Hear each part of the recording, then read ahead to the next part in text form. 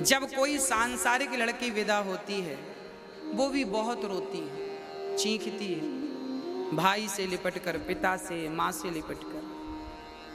हाँ, और ये विदाई होती ही बड़ी दर्दनाक है। कई बार जब लड़की ससुराल जाती है तो ससुराल वाले देखने आते हैं लड़की क्या लेकर आई, क्या मिला दहेज में, क्या लेकर आई। ये दुनिया भी कैसी है, क्यों? लड़की जब आई तो जमाने ने ये तो देखा कि लड़की क्या लेकर आई, पर किसी की दृष्टि वहां नहीं पहुंची कि लड़की क्या छोड़कर आई। लड़की का त्याग कोई नहीं देखता। और लड़की ससुराल में जब बहू होती है ना, कोई गलती हो जाए तो ताने सुनने को मिलते हैं। रोटियां यदि गोल गोल नहीं आई तो सास ताने मारती है, तेरी माँ ने नहीं सिखाया रोटी बनाना। सब्जी में जरा सा नमक ज्यादा हो जाए तो ताने सुनने को मिलते हैं। अच्छा, मैं आपसे पूछता हूं, आपकी बेटी से यदि गोल गोल रोटी ना आए तो क्या आप उसे ताने मारेंगे? नहीं, बल्कि हाथ पकड़कर सिखाएंगे कि ऐसे नहीं ऐसे। आपकी बेटी से गलती होती है तो आप उसे ताने नहीं मारती बल्कि उसे सिखाती हैं। यदि हर सास अपनी बहू की गलती पर ताने ना मारकर उसे सिखाने लग जाए तो हर बहू बेटी हो जाए और हर सास माँ हो जाए और ये झगड़ा सदा सदा के लिए समाप्त हो जाए। परंतु कितनी बार हमने ये बातें समझाई पर खोपड़ी में जाती ही नहीं। कुछ दिन तो ठीक रहते हैं लोग, फिर पता नहीं क्या हो जाता है। क्यों ऐसा है राम जाने। हाँ, इसलिए मैं प्रार्थना करता हूं सास को मां का दर्जा दिया जाए, सास को मां कहा। एक सज्जन हमारे पास आए अभी कुछ दिन पहले और उन्होंने कहा, पता नहीं ये बात उन्होंने क्यों कही, उन्होंने कहा महाराज जी, बहू कभी बेटी नहीं बन सकती और सास कभी मां नहीं बन सकती, ऐसा उन्होंने कहा। अब ये तो आप लोग ही बतला सकते हैं कि क्या बहू कभी बेटी नहीं बन सकती? क्या सास कभी मां नहीं बन सकती? देखिए, बदलना चाहें तो बदला जा सकता है। मिट्टी से घड़ा भी बनता है और मिट्टी से चिलम भी बनती है। चिलम खुद जलती है, औरों को जलाती है, घड़ा खुद ठंडा रहता है, औरों को भी शीतलता प्रदान करता है। आप अपने आप को चाहें तो चिलम बना लें, आप अपने आप को चाहें तो घड़ा बना लें। कोई क्या आपको कुछ बनाएगा, आप ही अपने आप को कुछ बना सकते हैं। यदि कोई दूसरा कहे कि मैं तुम्हें ये बना दूंगा, ये उसकी भूल होगी। कोई किसी को कुछ नहीं बना सकता। यदि किसी को कुछ बनाया जा सकता है, आप स्वयं अपने आप को कुछ बना सकते हैं। चाहे घड़ा बनाए, चाहे चिलम बनाए। इसलिए मैं कहता हूं, अपने आप को बहू ना बनाओ, बेटी बनाओ। अपने आप को सास ना बनाओ, मां बनाओ। और ये रिश्ते तब बदल जाएंगे जब प्यार की अधिकता होगी। एक बेटी अपने पिता के पास आती है। उसकी सास बहुत परेशान करती थी, बहुत तंग करती थी। एक दिन बहू दौड़ी दौड़ी पिता के पास आई, पिताजी कोई जहर दे दो। उनके पिता बहुत बड़े डॉक्टर थे। बेटी से कहा, बेटा तुझे जहर क्यों चाहिए, तू क्यों मरना चाहती है? बेटी बोली, पिताजी मुझे नहीं मरना, अपनी सास को मारना है जहर देकर। सास को जहर देके मारना है। पिता ने कहा, बेटी ये तो बड़ा पाप कर रही है, सास को क्यों मारेगी?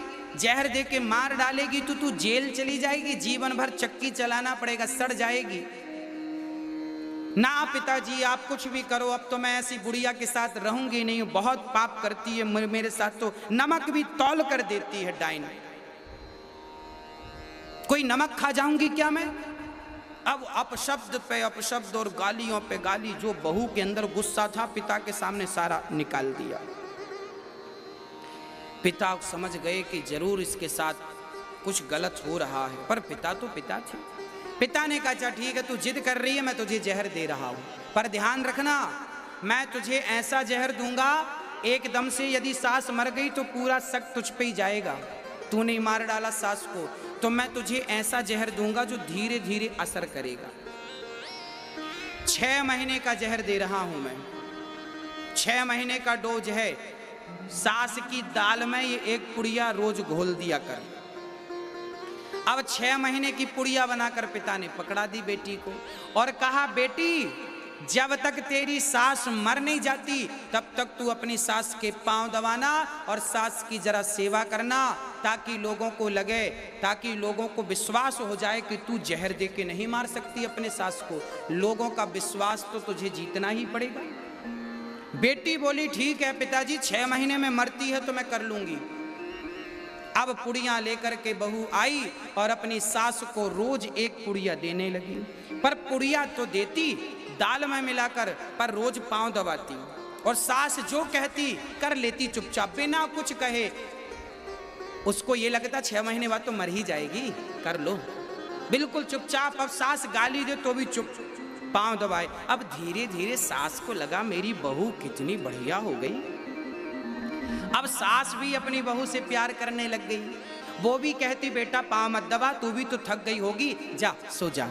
और सुन कल तू थोड़ा देर तक सोना, सुबह मैं उठ के काम कर लूंगी। अब सास घर का काम कभी कभी करती, कभी सास भोजन बनाने लगती। अब बहू कभी कभी बहू बर्तन मांज धुल देती तो कभी सास बर्तन, मतलब मिल बांट के अब काम होने लगा। अब बहू को लगने लगा मेरी सास तो बहुत अच्छी हो गई, ये तो मेरे साथ हाथ बटाने लग गई, ये तो काम करने लग गई।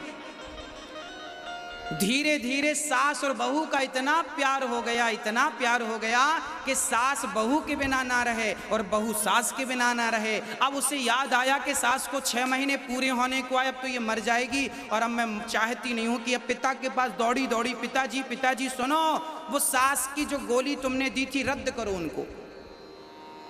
क्या हुआ बेटा? पिताजी मैं अपनी सास को मारना नहीं चाहती, पहले तो लग रहा था कि मैं मार डालूं, पर सास तो इतनी बदल गई, इतनी अच्छी हो गई कि अब तो वो इतना प्यार करती है कि पहले मुझे खिलाती है, बाद में खुद खाती है और पूरी चाबियां उसने मुझे दे दी, जो करना है बहू तू कर। अब तो मुझे कोई दिक्कत नहीं है सास से, माँ की तरह मुझे प्यार करती है, माँ की तरह रखती है। पिताजी आप कोई ऐसी दवाई दो कि मेरी सास मरे ना, बल्कि मेरी उम्र भी उसको लग जाए। तब पिता ने कहा बेटा चिंता ना कर, जो तुझे गोलियां दी थी वो केवल चूरन की गोलियां थी, चिंता की कोई बात नहीं। चूरन था हाजमौला। अरे पिताजी तो ये बेटा जब तूने अपना स्वभाव बदला, मैंने कहा था ना कि तू अपने आप को बदल देगी तो सामने वाला अपने आप बदल जाएगा। जमाने को आप तब बदल सकते हैं भक्तों जब आप अपने आप को बदल देंगे। अपने आप को बदलने की शक्ति यदि आपके भीतर है तो आपके भीतर जमाने को बदलने की भी शक्ति है, और यदि आपने अपने आप को नहीं बदला तो जमाने को बदलने का सोचिए मत। सास बुरी नहीं होती, बहू बुरी नहीं होती, केवल एक नजरिया बुरा होता है। इसलिए सास अपनी बहू से प्रेम और बहू अपनी सास से प्रेम करें। अपनी अपनी जिद छोड़ दें सब लोग, और कभी सास की बात मान ले बहू और कभी बहू की बात मान ले सास, तो फिर आपका घर घर थोड़ी रहेगा मेरी माँ, घर तो स्वर्ग बन जाएगा, घर स्वर्ग बन जाएगा। एक दूसरों के लिए जब हम जीते हैं, हम आपके लिए जिए, आप हमारे लिए जिए, फिर वो क्या होगा? वो स्वर्ग होगा। रिश्तों को निभाना, रिश्तों को बना लेना तो सरल बात है।